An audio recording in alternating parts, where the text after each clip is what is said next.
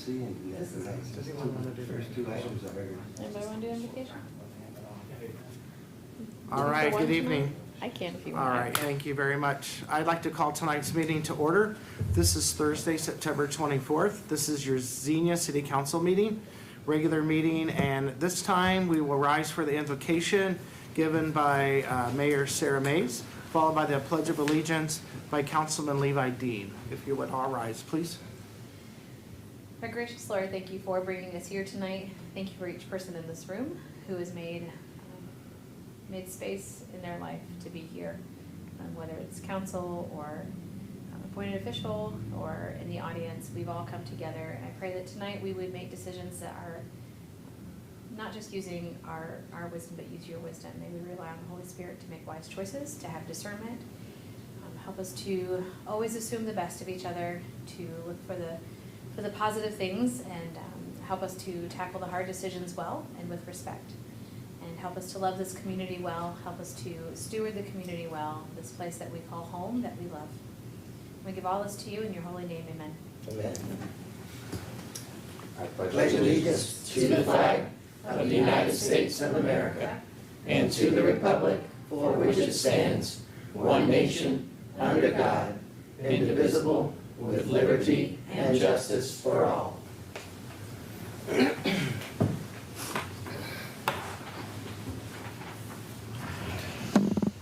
Thank you very much, Councilman Dean, for that Pledge of Allegiance, and thank you, Mayor Mays, for tonight's invocation. I would like to echo that we all take a considerable amount of time to serve our city. It is an honor and a privilege for us to sit up here and represent our community here in Xenia. At this time, I'll ask for a roll call, please. Vice President Wallace. Here. Councilman Scrivens. Here. Councilwoman Dean. Here. Councilman Branham. Here. Councilman Dean. Here. Mayor Mays. Here. President Smith. Here. Thank you very much. Next on our agenda is the approval of minutes. First, for our September 10th, 2020 regular meeting. Would I accept a motion to accept the minutes as written? So moved. Moved by the mayor. Do we have a Mr. second? President, I'm going to second the motion on the 10th of September, which says that I wasn't here, but I was here virtually from away, and the minutes reflect that I voted on some issues in the latter meeting. Very good. So noted. We'll get those corrections changed for the attendance. Any other additions or corrections regarding our September 10th meeting? Seeing none, roll call, please. Vice President Wallace. Aye. Councilman Scrivens. Aye. Councilwoman Dean. Aye. Councilman Branham. Aye. Councilman Dean. Abstain. Mayor Mays. Aye. President Smith. Aye. Motion carried. Thank you very much. Next on our agenda is the approval of minutes for the September 17th, 2020 special meeting. Do I have a motion to accept the minutes, please? So moved. Okay, I think we had a move by Councilwoman Dean, followed by Vice President Wallace. Any corrections or additions to these just recently printed meeting minutes? And I would like to personally thank our city clerk, who spent a considerable amount of time the following day to get these minutes in our hands for tonight's meeting. Can I get a roll call to accept the minutes, please? Vice President Wallace. Aye. Councilman Scrivens. Aye. Councilwoman Dean. Aye. Councilman Branham. Aye. Councilman Dean. Aye. Mayor Mays. Aye. President Smith. Aye. Motion carried. Thank you very much. Next is a special presentation. I would like to introduce Assistant Health Commissioner Noah Stubby from the Greene County Public Health Department. Noah, you're welcome to come to the podium. All right. Thank you very much. All right. Thank you for the introduction. Thank you for the opportunity to give Public Health a moment of your meeting tonight to update you a little bit on the status of Greene County and give you a little education about our upcoming levy. So again, my name is Noah Stubbe. I am the Deputy Health Commissioner here for the Greene County Health Department. And tonight, as you can see on the slide, we are also in the midst of celebrating our 100 years of public health. How coincidental that public health was established in response to another pandemic, which was the Spanish flu. So we are not only celebrating our 100 years, we are also going through our first pandemic since the last one, which was 100 years ago. So tonight I have a brief PowerPoint presentation. I'll go through it kind of quickly. If I go through it too quickly, just let me know. Like I said, I don't want to take up too much of your time. Just want to provide you a little education and a little update.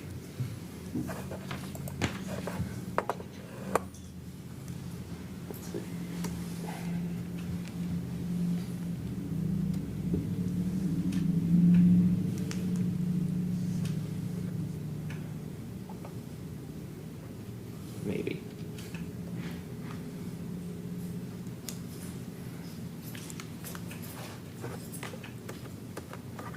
Thank you. So I'm just going to start off with a little bit of what is public health. So public health is the prescription for the community. So what that means is we look at the community from a holistic approach, and we're concerned with what all aspects make up the health of our community. And we work through that by identifying those social determinants of health and those health disparities, working to close those gaps so that we can have the healthiest community possible. Again, we work to set population-based health priorities. Largely what we do is we use a community health assessment, and through conducting that community health assessment, we gather a lot of information about the ongoing status of our community. We use that data then to develop what we call a community health improvement plan. When we go about creating that plan, we then look at those strategies that we needed to pull out from what the data was telling us on areas we need to work on to improve the health in Greene County. We then work to establish partnerships to then pursue improving those health outcomes. Some of those strategies we'll pursue internally, just through the health district, and then some of those strategies we'll work on collaboratively with community partners to help achieve those. The health district is segmented into basically 3 factions. We have administrative services, environmental health services, and community health services. If any of you have had to get a new driver's license recently and you went for the federal one, you probably stopped by for a birth certificate if you didn't have your passport, because the old ones are no longer good without the seal. So that's part of our administrative services division, and again, that's what most people are familiar with. With the health district, they think either birth and death certificates, or they think food inspections or mosquito spraying. Those are about the large ones people think of. The latter 2 would fall under our environmental health wing. And then we have community health services, which houses a lot of our education around sexually transmitted disease, HIV prevention, tobacco cessation. We also do a lot of programming around improving the development within the home when we talk about early intervention, help me grow home visiting, when we're trying to bring children along to meet those developmental milestones. Ohio Revised Code, Chapter 37, is essentially the chapter that forms the health district and outlines a lot of what our responsibilities are by code. And then again, we've already covered, we were created in 1919 in response to pandemic influenza. Again, at the health district, we have a mission and vision. Our vision is we want to be the recognized leader that addresses health outcomes. We've spoken about that and why that's important. As we work towards improving those health outcomes, we're improving the overall health of our community in which we live in.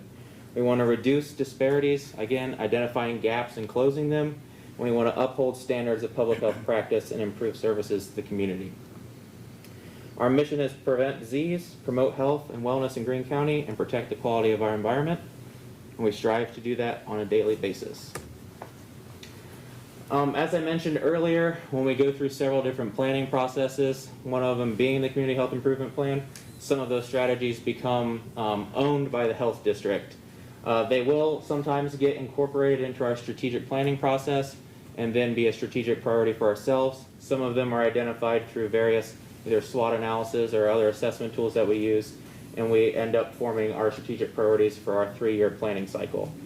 The ones that we have for our current 3-year planning cycle is informing and educating. We want to be that recognized leader that the community looks towards to be informed about what's going on from a public health perspective. Workforce development, we want to make sure that we are grooming and succession planning our own workforce as we strive to have highly talented individuals capable of executing our mission and vision. We want to improve internal communication. We want to strive to improve our information technology. And one thing that I will mention is during this pandemic, and we have virtual members tonight phoning in, we have become heavily reliant on information technology, and the need to improve those systems has definitely become very glaring from a public health perspective You may or may not have heard some of the communications out there about how that part of the public health infrastructure has been largely outdated and underfunded for some years. So just for an example, one of the current systems that we use for surveillance is going on 20 years old. So the pandemic has really shed some light on the need to improve that infrastructure so that going forward, we're prepared for what may come. Our fifth one is healthy lifestyles. We want to empower people to prevent, manage chronic disease. We're also very concerned with health equity. Again, we're striving to close those gaps and improve those health outcomes for everyone in the community. And then we're also focused on maternal, child, and infant health. We follow the foundational public health services model. So the next couple slides is just a little bit about the programs and services specific to the health district that we do offer that you may not know about. Again, you've already heard me touch on birth and death certificates, food inspections, mosquito spraying, but there's a lot more that goes on at the health department that most people don't realize public health is responsible for. Underneath the foundational capabilities, which is kind of those essential packages of systems that we have to be a functioning health district, we have vital stats. We have emergency preparedness, which at this point everyone is familiar with. We've been planning, and it's part of what public health response is, to respond to these types of events, whether they're weather-driven or disease-driven. Like, you know, we had the tornado outbreak last year. This year we have a pandemic. So emergency response takes many forms, and that's something that public health prides itself on being prepared for. Epidemiology is another word that many people have now become familiar with as we've made our way through this pandemic. And that is when we're monitoring and surveilling diseases, looking for outbreaks and trying to mitigate the transmission of communicable disease. Policy development, communications, and community partnership development are also core functions of public health. We want to make sure that we're working collaboratively in the community to improve the health, and that we're striving to influence policy and make environmental changes and work with our legislators to ensure that policies we are creating will create a better public health world tomorrow. Underneath environmental public health, in addition to the food inspections and mosquito spraying, we also have that whole list, which would include body art, your tattoo parlors, housing inspections, jails, nuisance complaints, plumbing, private water systems, rabies control. All those different areas are areas in which we touch. I've also mentioned the Community Health Services Division. Again, we have communicable disease control, tuberculosis, syringe exchange, communicable disease reporting. We are mandated by ORC to report on specific communicable diseases. Some of those we have to report to the state in specific time reporting timelines in order to make sure that they're being reported fast enough that those diseases can be tracked accurately. We're also concerned with tobacco cessation, naloxone access. Again, I've mentioned several of those already. And then up in the maternal and child health, we do have Help Me Grow home visiting and WIC, early intervention, and CMH. Again, that's all about connecting those who need the service to ensure that they're getting the care that they need. This is just kind of a snapshot of the breakdown of our revenue by streams. And again, I've mentioned that we are up for a levy renewal this year, and the levy does make up about 33% of our revenue. So that it's definitely something that we depend on and it enables us to provide all these services that I've talked about tonight. So it's definitely something that we rely on. And again, we've used those levy dollars to help provide the emergency response that we've done this year to the pandemic. Those dollars help us to make sure those programs happen. And then this is just a breakdown of our expenses. And our expenses are roughly around $7 million. And it just kind of breaks down what those expenses go towards.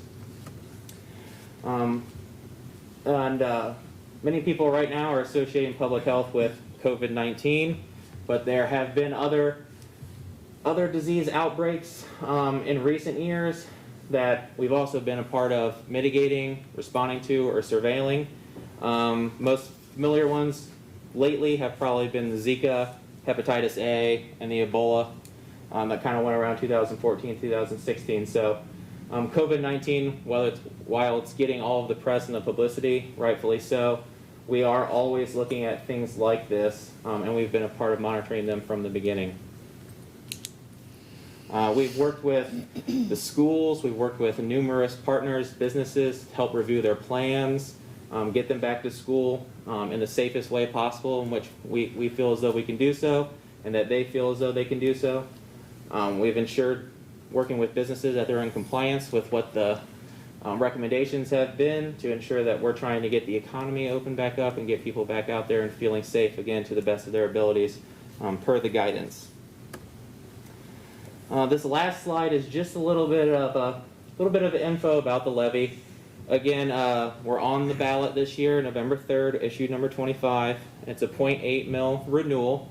It's for 5 years, and just some background about how the levy was kind of created originally here in Greene County. You can go back to 1954 is when the first levy was put on for 0.3 mils, and then this current 0.8 was created in 2010 was when it went from the 0.3 all the way up to the 0.8 that it currently is. And through the years, it's when it's went up a little bit from the 0.3 to the 0.5 in 2001. So back in 2010 is when it came up to the 0.8, in which we're at today. And that's my presentation. Again, I went through it pretty quick. I didn't want to take up too much of your time, but I appreciate the opportunity to speak to you about public health. Thank you, Mr. Stubbe. Does any of my colleagues have any questions for Mr. Stubbe tonight? Councilman Scrivens, I think he had his hand up, I'm sorry. Good evening, sir. How many employees do you have at the health department at this point? We have about 60. We've brought on some additional ones with having to respond to contact tracing. We've been utilizing the state pool for contact tracers, and we've been beefing up our own communicable disease department as well. And of that 60, how many of them are minorities? Sorry, how many what? I said, of that 60, how many of them are minorities? Are minorities? Small percentage. As in 0? Oh, no, not 0. No. I don't have the numbers with me, but for a fact it's not 0. We have diversity amongst the workforce. Obviously, it's something that it's integrated into our hiring processes, it's integrated into our policies, and it's something that we do analyze. How many sanitarians do you have? Close to, I don't know, 6, 7. And how many of them are minorities? 1, I think. Thank you. Thank you, Mr. President. Thank you, Councilman Scrivens. Dr. Wallace, you had your hand I'd like to have the answer to that question that you can answer, so would you get that information back Sure. to us, please? Yeah. I was surprised about the mosquito mitigation and what's the criteria for someone being able to access those services, and what are the costs? So typically, the Environmental Health Division, they use data to drive where they're going to do their spraying, and where those highest populated areas tend to be. I don't work in environmental health, so I don't want to misspeak completely about their procedures. We do get mosquito grant money. Lately, we've been getting it each year, and we do use those dollars to buy them, purchase the chemicals we use for the mitigation. We've also used those to buy new sprayers. So some of those costs have been offset by grant dollars. And the 0.8% mill levy is going to cost $100,000 house what? $23.52. And that is compared to that's the same as it's been since 2010. Roughly. Yep. Okay. All right. Dr. Wallace, thank you. Any other questions? Any other questions? All right, Mr. Stubbe, thank you so much for Thank your you, sir. presentation tonight and your PowerPoint. Thank you. Thank you for your time. And, certainly wish you all the best for that renewal. Thank you. Next on our agenda is audience comments. At tonight's meeting, I'd like to invite, and we do have some visitors in the audience, anyone that would care to come to the podium and address City Council at this time. Give us your name, address for the record. Limit your comments to 3 to 4 minutes, please. Bonnie? No? All right. Seeing no one come forward, I also have not been informed by the city clerk of any emails at this time. Next on our agenda is old business. Our first item is item A, ordinance 2020-25. This is a second reading. This is accepting the annexation of 45.637 acres of land in Xenia Township to the city of Xenia, Ohio. This was introduced by Councilman Scrivens on September 10th of 2020. Mr. President, knowing that this is just the area leading to the university, I offer this for passage. Thank you very much. Move for passage. Do we have a second on this? Seconded by Vice President Wallace. Any discussions or questions regarding this ordinance? All right, seeing none, could I get a roll call, please? Vice President Wallace, Aye. Councilman Scrivens, Aye. Councilwoman Dean, Aye. Councilman Branham, Nay. Councilman Dean, No. Mayor Mays, Aye. President Smith. Aye. Motion carried. Thank you very much. Our next item is Resolution 2020-AA. This is also a second reading. This is authorizing the incorporation of the Xenia Community Improvement Corporation, and this was introduced by Councilwoman Dean on September 10th of 2020. I would ask that we move for passage, Thank you very please. much. Move for passage by Councilwoman Dean. Do we have a second? I'll second. Seconded by the mayor. Any discussion regarding this resolution? Seeing none, I would comment, I did appreciate Councilwoman Dean, your email regarding volunteering to serve on this. Thank you very much. And I did pass that on to our city manager. All right. Seeing no other comments, could I get a roll call, please? Vice President Wallace, Aye. Councilman Scrivens, Aye. Councilwoman Dean, Aye. Councilman Branham, Aye. Councilman Dean, Aye. Mayor Mays, Aye. President Smith. Aye. Motion carried. Thank you very much. Our next item is Resolution 2020-BB. This is also a second reading. This is accepting the amounts and tax rates as certified by Greene County Budget Commission for years 2021 and authorizing the necessary tax levies and certifying those tax levies to the Greene County Auditor. This was introduced by Mayor Mays on September 10th of 2020. Thank you. Move for passage, sir. Thank you. Move for passage by the mayor. Do we have a second? Second. Seconded by Vice President Wallace. Any questions or discussions regarding this resolution? I'm not seeing any, so roll call, please. Vice President Wallace, Aye. Councilman Scrivens, Aye. Councilwoman Dean, Aye. Councilman Branham, Aye. Councilman Dean, Aye. Mayor Mays, Aye. President Smith. Aye. Motion carried. Thank you very much. Next on our agenda is public hearings. We have none scheduled for tonight, so we'll move on to new business. Item A is Resolution 2020-CC, stated as an emergency. This is authorizing the city manager to prepare and submit an application for the Ohio Public Works Commission State Capital Improvement and Local Transportation Improvement Program and execute those contracts as required for program years 2021 for the Bellbrook Avenue Peace Pipe Trail and Allison Avenue Improvement Project and declaring an emergency. And I will turn the floor over to our city manager. Thank you, sir. The city was recently notified by the Ohio Public Works Commission that it is accepting Round 35 applications from all local jurisdictions for the use of state-issued 2 funds for the rehabilitation of local infrastructure. For this round of applications, the engineering division is recommending that the city submit an application for funds to address additional sections of Bellbrook Avenue that are in need of repair.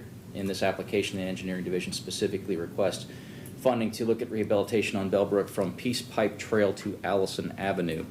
The proposed rehabilitation would include full depth base repair of the respective drive lanes along with sections of curbing and sidewalk as well as ADA ramps as required on this portion of roadway. As the deadline for the application is Monday, October 5th of this year, our engineering division is requesting that council adopt the presented resolution as an emergency to facilitate the timely submittal of the application. Thank you very much. Do we have a motion to pass this resolution to submit funding application as an emergency? So moved. Okay, I got moved by the mayor and Vice President Wallace as a second. That was really close, you guys. Thank you. Any comments or discussion regarding this from any of my colleagues tonight? I I want to just continue to applaud the administration for staying on top of grant opportunities because that helps to supplement our budget. So anytime we can find money to that we can compete for, we need to, and so I thank them, applaud them. Thank you very much, Vice President Wallace. And I believe we have tried to apply for this before. Yeah, in fact, our engineering staff's been very successful with both OPWC as well as some of the other programs that run through MVRPC, and just kudos to them. I mean, they do a spectacular job, both Chris Berger and Dominic Miller, our assistant engineer. Can't say enough about their efforts. They're bringing a lot of resources to our community to help supplement where we're deficient in terms of street funding. All right, thank you very much, and we'll cross our fingers for that. So we have a motion and a second. Can I get a roll call, please? Vice President Wallace. Aye. Councilman Scrivens. Aye. Councilwoman Dean. Aye. Councilman Branham. Aye. Councilman Dean. Aye. Mayor Mays. Aye. President Smith. Aye. Motion carried. Thank you very much. Our next item is item B, an administrative motion. Excuse me. This is authorizing the city manager to execute an extraterrestrial, I almost said it, extraterritorial service agreement with Mount Holly Farms Incorporated. Mr. City Manager. Home, huh? Yeah. Far more Let's call it Terrestrial does sound. That would be That was fun. The city was approached by the new owner of the property at 855 Lower Bellbrook Road, who indicated a desire to connect to the city's water service to improve the lease marketability of the subject property. The site in particular includes a 25,000 plus square foot modern office building which rests on 13.5 acres of land. There's an additional maintenance facility on the property as well. The facility has existing sewer service with the city of Xenia because it falls within our service delivery area for sewer. However, the water is not connected. The owner does feel that it's a much more marketable proposition to not have to rely on well. The facility already, or again, I guess I mentioned the sewer, the Xenia Codified Ordinances, rather, section 1050.06 A7D requires prospective extraterritorial customers to petition for annexation as a condition of granting a water tap. The property owner has agreed in principle to initiate a petition for annexation. However, as council well knows, due to the annexation process and the timeline that's established in statute, that can be often a lengthy time frame for the execution of annexation. In light of this, the owner has requested the city consider contractual arrangements to facilitate an immediate connection to the city's water on the condition that the annexation would be pursued when practical, and there's a time frame established within this contract. This evening, staff presents the extraterritorial, no, I'm doing it, service agreement for this specific purpose. The agreement would allow the city to grant a water connection immediately while requiring the owner to file a petition within 60 days for execution of the agreement. The agreement also states that any water service provided to the property will be issued or subject to the surcharge that we have on the books today. The city's requirement here that the annexation occur is consistent with what we've done with some agreements in the past. But one of the other conditions that the property owner has requested the city take into consideration, and we have included this in the contract presented to you, is a waiving of the tap fee. And we've had some discussion.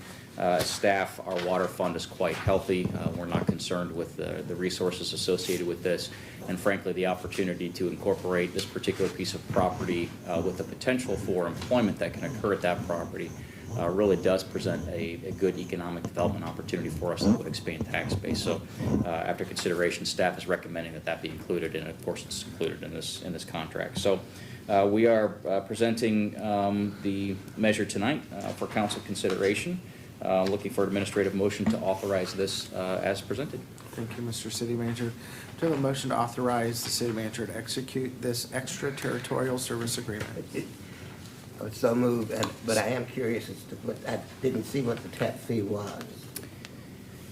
It's being waived. I know, I want to know what we're waiving. Oh. When we give away something, I'd like to know what it is.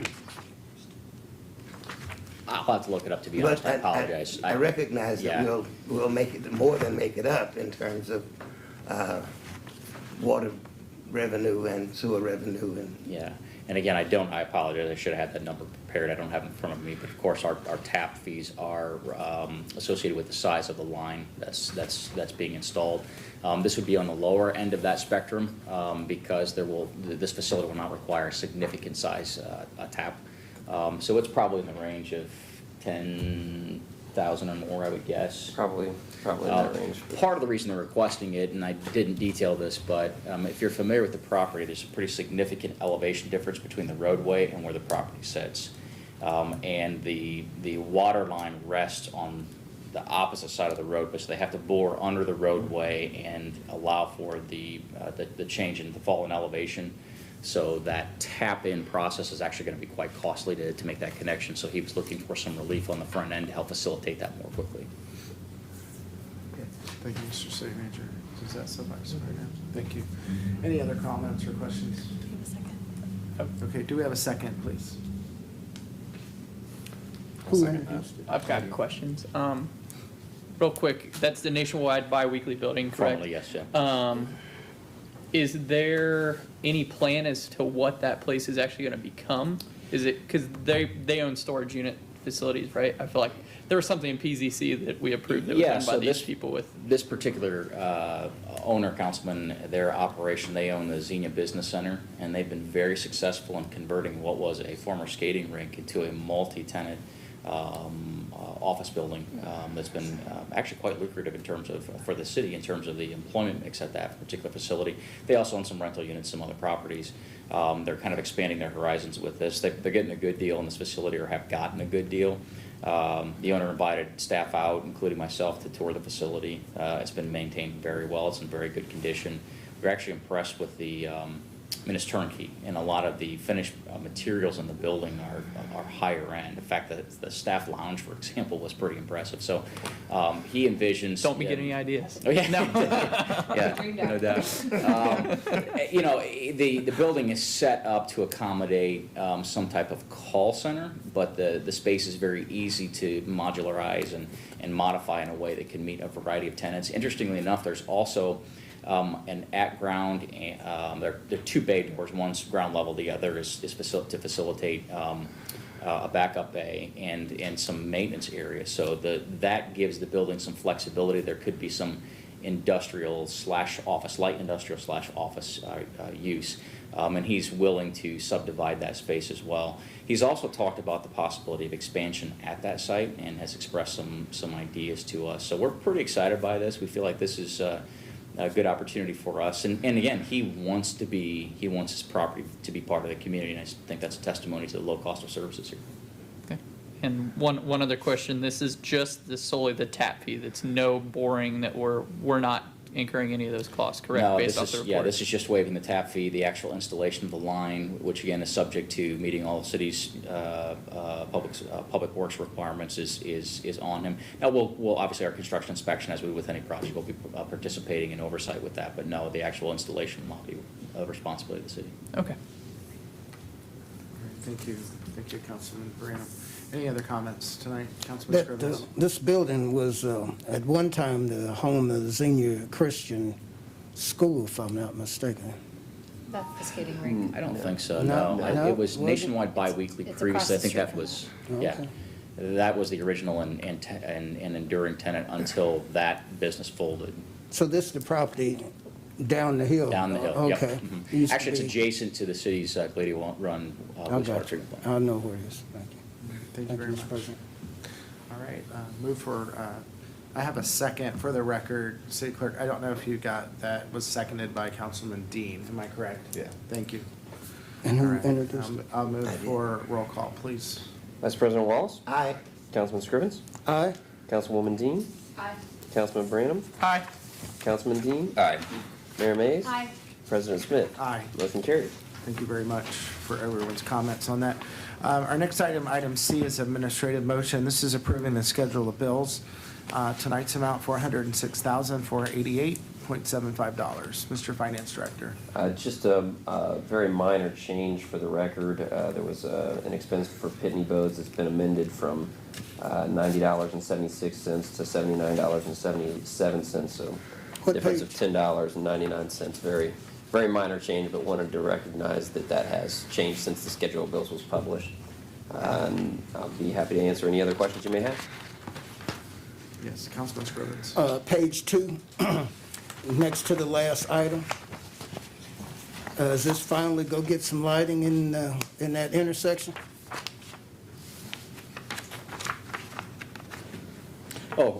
Actually, the lighting, well, what we have been waiting on for that lighting is Is the complete. county. It is illuminated now. It okay. actually, DP&L had not set the meter, so the county had completed their inspections, and it's taken a ridiculously long amount of time to get DP&L out to set the meter. That has been 3 months. completed, yeah. As of this week, the intersection is illuminated. I will tell council that one of the adjoining property owners has complained about the illumination, that it's too bright at night. Well, So we are looking at some steps that might be taken to help mitigate that problem, but hopefully that's again, not the same one that been hassling me about no lighting. lighting there is for safety, and so we can make Right. some adjustments, but we cannot permanently take those lights out of service. course Again, not. it's really meeting specs pursuant to ODOT, so. But we are trying to work with that property owner. Thank you, sir. Mr. President, also, page 3, Mr. Finance Director, Collier's International. I understand that they're having an open house this Saturday from 12 till 4, which is also going on with our Round Town. So, just wanted to pass that on. That's good, sure. One other item, page 5. Why is the certificate of mailing different for different properties? I mean, it takes $9 to tell somebody that they're out of compliance?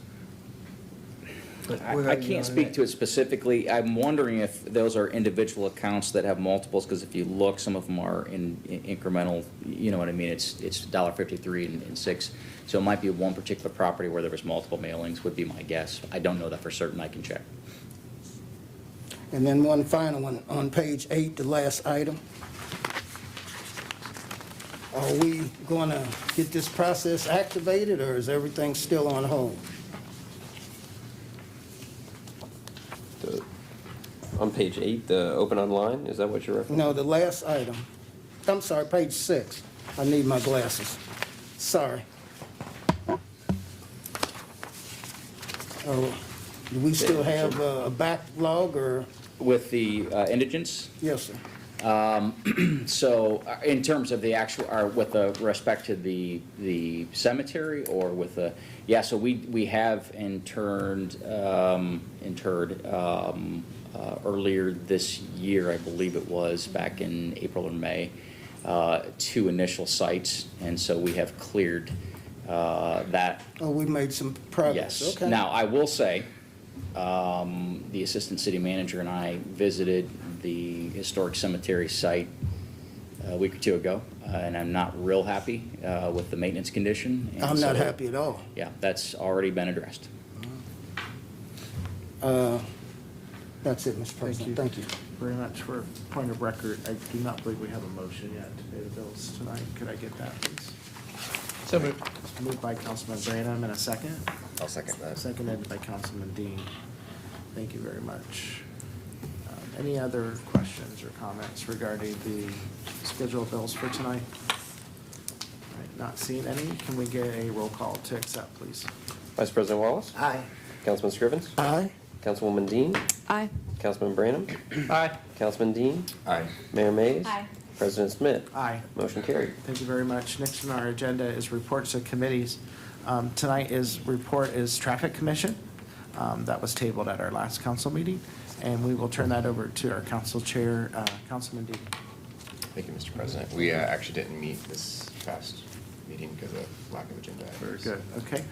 No report due to lack of agenda items. Our next item is appointed officials' reports and council comments. First up, we will ask our city manager to report, please. Thank you, sir. Just a couple of items this evening. First, all of the council members should have received their initial draft copy of the 5-year CIP as required by charter. The Assistant City Manager handed those out this evening. If you'd like an electronic version of that, we can make that available as well, but hard copies have been delivered. And then we will make preparations in our agenda for next month's meetings to address that. We will also be, Mr. President, looking at requesting to set up our Budget and Finance Subcommittee to take an initial look at the final budget. So we'll be requesting that for sometime early in October, so just FYI there. Trick-or-treating, we're receiving a lot of calls, and we will be putting out information over our social media website and whatnot next week. Our intentions are to move forward. There was some generally positive feedback from the state through the governor's office, from the Ohio Department of Health last week. So we're incorporating some of those recommendations into what we'll put out, but we are intending to move forward with trick-or-treating as we would normally, which would occur on Halloween on October 31st from 6 to 8 p.m.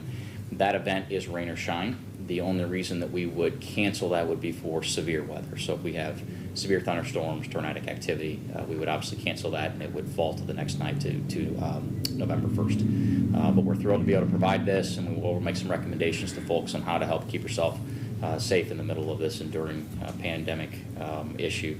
But again, we're pleased to be able to continue that tradition. Finally, Mr. President, I'm requesting this evening that council go into executive session immediately following the regular session.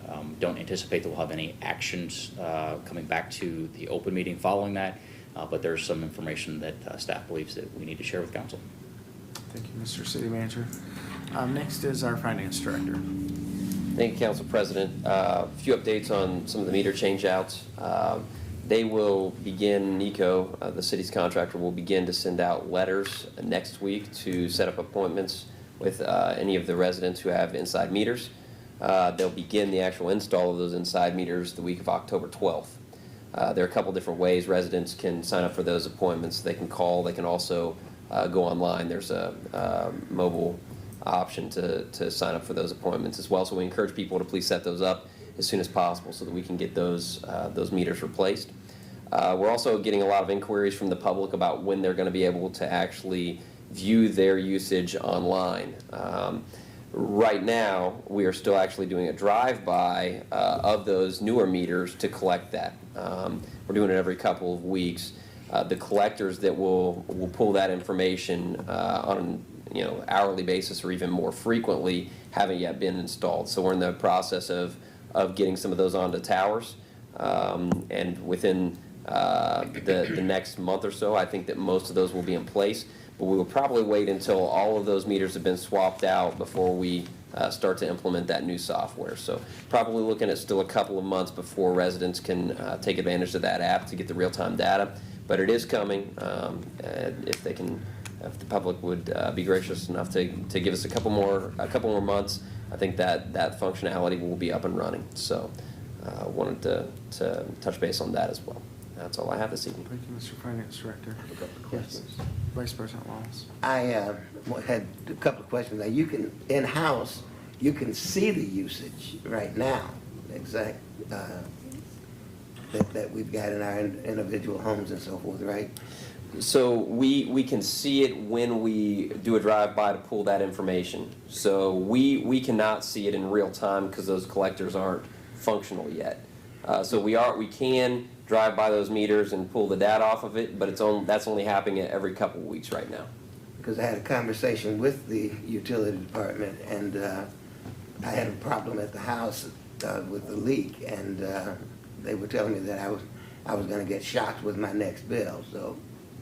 Yeah. So the bills just went out earlier this week, and so we can see what was read a couple of weeks ago and what we're billing for, but they couldn't see anything in real time. They don't have the capacity to do that right now. Well, I guess I'll get shocked in the next day or two. Then I take it because it hasn't come yet.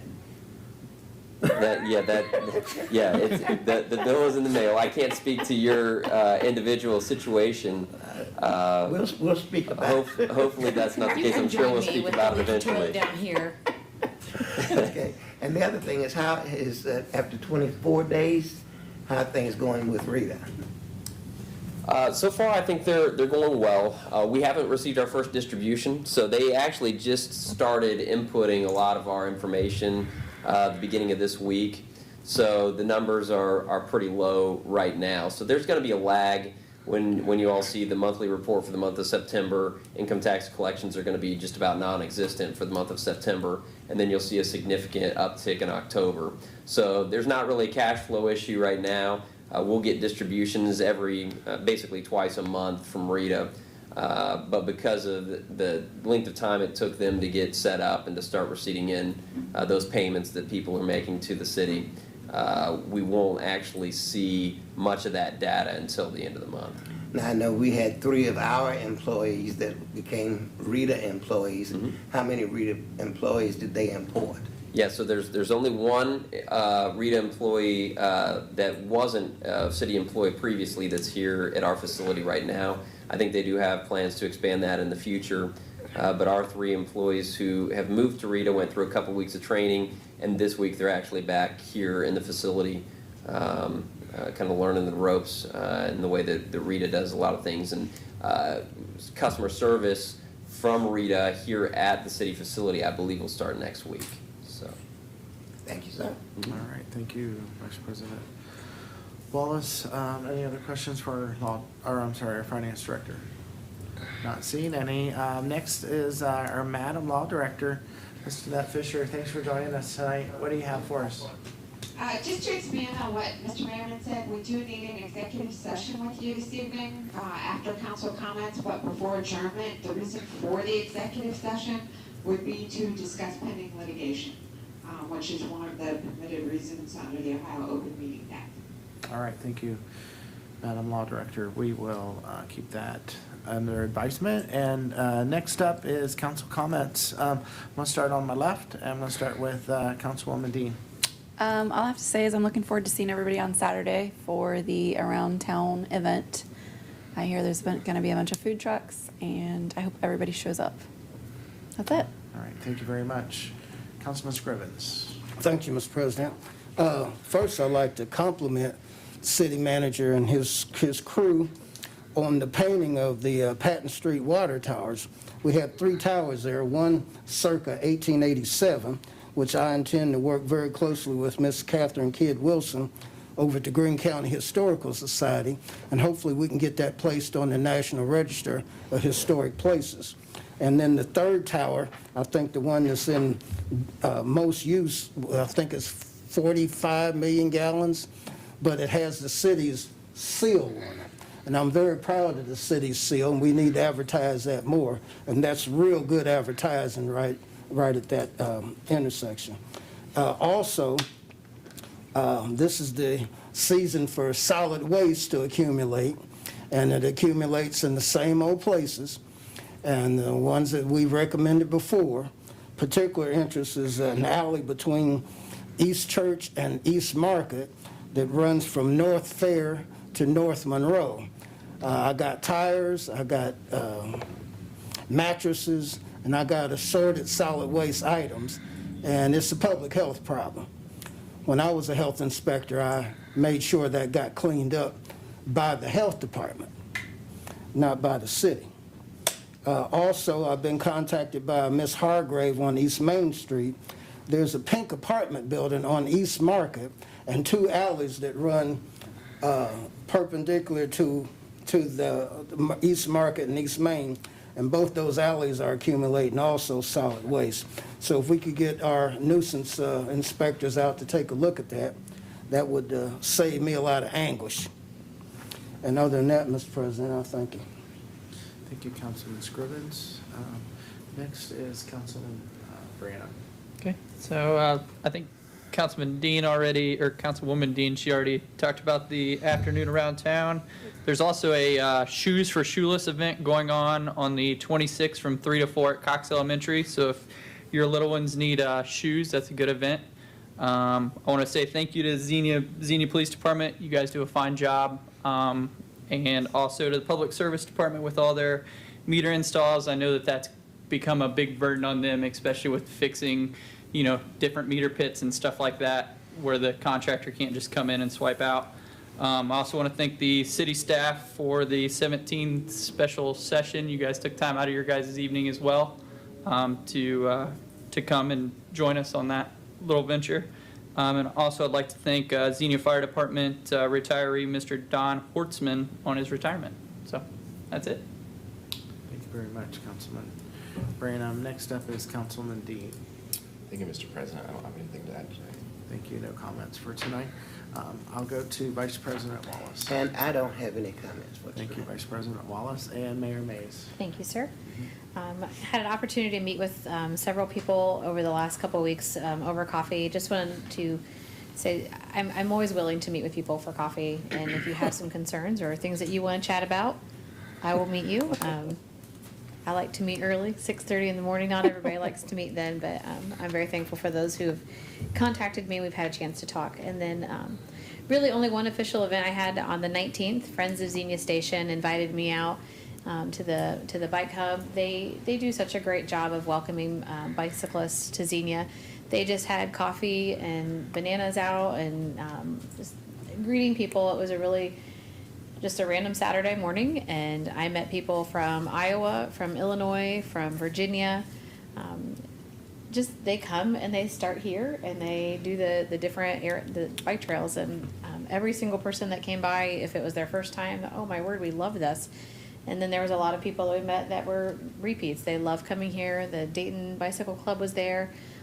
People love to come here for our bike paths and our bike lanes. They love much, I know some people don't believe it, but they love the bike lane through town and think it's just so great that we actually did that. And so I just want to say thanks to Friends of Xenia Station for all the work that they do. They work very hard to promote our bike station and our bike lanes. I had something else and I don't remember what it was. I didn't write it down. I guess so, because I didn't write it down. You can interrupt me if you feel free to. Thank you, Mayor Mays, for all the work that you do in our community. And I would concur, I believe our bike trails are a wonderful asset and It's a a huge- wonderful amenity yeah. that we have in our community that unless you really utilize, you really underappreciate that. I do remember. Yeah, Mayor Mays, go Well, I ahead. was actually, I was gonna say this as well, our public service department, I wanted to thank them. They came out to my house today to make sure about my leaky toilet, but then I also had a chance to observe one of the meters being changed out. And I just wanted to thank them. They work very hard. And I appreciated the conversations we had today. They were informative. They were just a lot of good insight of what's going on. And they do, just like Councilman Brown said, they work very hard. And I appreciate the efforts. And I appreciated, if you have something that's leaking, they will come to your house and help you find out what's going on. So it's very helpful. Thank you very much. I will echo the comments made by Councilman Branham to congratulate Don Horstman on his retirement. Not only is he a friend of mine, he is also my neighbor. So he is just generally a very nice guy, and I appreciate his commitment to our community and hope he stays in the area. I do have a question for the city manager. Could you, or our assistant city manager, could you comment on the events that are happening for Saturday? Because I really don't think that's been promoted as well as I would like it to be. Yeah, so we are wanting to really promote our downtown businesses and do everything we can in this COVID season to support them. So we are inviting in 8 food trucks. They'll be stationed at different locations around the downtown. Our local businesses downtown will be opening their doors, many of them offering specials. So we're encouraging folks to come out downtown. You can shop and mingle and do it in a way that you can social distance and be safe. But support those food trucks and those other local vendors, including our local restaurants downtown. And we'll be out all afternoon on Saturday. The weather's supposed to be great. Be a little warmer. It's been the last couple of days, but rain-free and should be pretty nice. So that's the gist of it. And this is sort of the launching point. We'll launch a recurring food truck rally that we'll be hosting downtown moving forward as well. And so we'll be publicizing more information about that too. All right, thank you very much. At this time, I will move for a motion to recess, well, not recess, but move into executive session regarding pending litigation regarding the city of Xenia, and ask my colleagues for a second. I'll second. Seconded by our mayor. Any comments or questions regarding that? Before we go into executive session, just one final comment. Xenia Buccaneers play away tomorrow night against Vandalia Butler. So even though they're having a time of it this year, we can still go out and root for the Bucks. Very good. Thank you very much. Mr. President, we're going to stay in here because of the, needing to hear from the I attorney. think we'll need to because of our law directors Yes, correct. with us. So I would ask that we come back at 7. I'd like to try to wrap this up tonight as quickly as we can. Yeah, I think we'll be brief, and if the motion's approved, then you can recess briefly then, sir, and then we'll clear the room. Okay, can I get a roll call, please? Vice President Wallace? Aye. Councilman Scrivens? Aye. Councilwoman Dean? Aye. Councilman Branham? Aye. Councilman Dean? Aye. Mayor Mays? Aye. President Smith? Aye. Motion carried. Thank you. See you guys in just a few.